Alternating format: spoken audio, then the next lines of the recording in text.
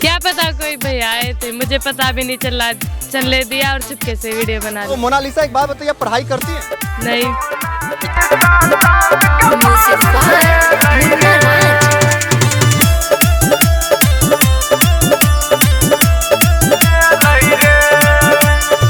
पोखराय बड़ी खूबसूरत लागे कोनो मंदिर के मूरत,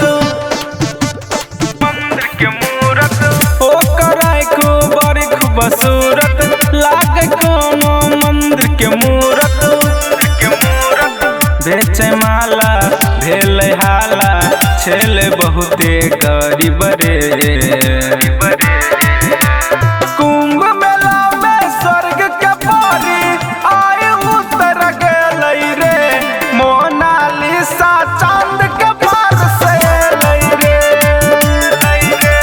कुंभ मेला में स्वर्ग के परी आए उतर गेलै रे, मोनालिसा चांद के पास से लै रे। Recording by Yadav Studio, Janakpur Dham, Nepal.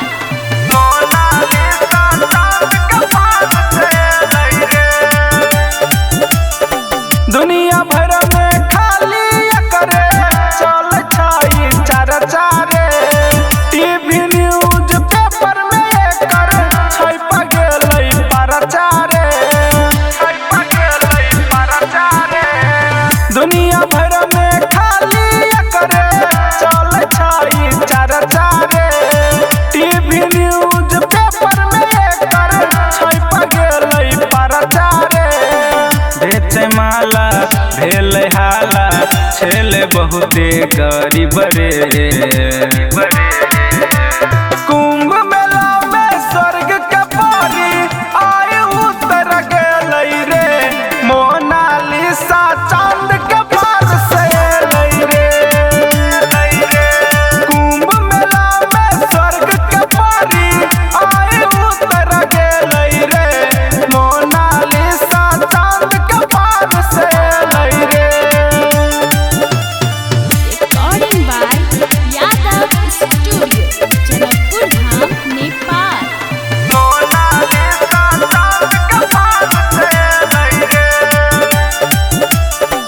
Insta YouTube Facebook पर होई गेलै हाला रे, रील्स बनावे वाली सबके लाग गेलै ताला रे, लाग गेलै ताला रे। इंस्टा फेसबुक यूट्यूब पर होई गेलै हाला रे, रील्स बनावे वाली सबके लाग गेलै ताला रे। ट्रैक्टर यादित बबलू कपिल रहे ओकरे में मगन रे।